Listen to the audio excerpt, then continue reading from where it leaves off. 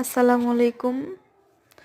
তো আজকে হাটের দিনকে বাজারে গিয়ে বাজার করে নিয়ে আসলাম।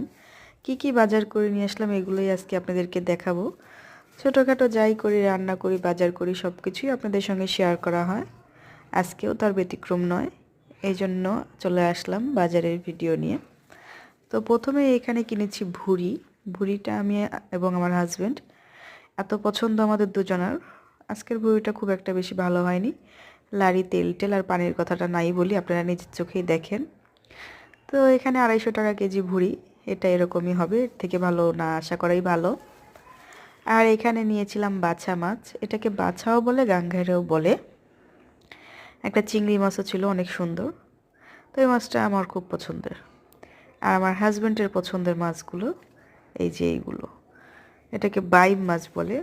বের করি, তারপরে দেখেন।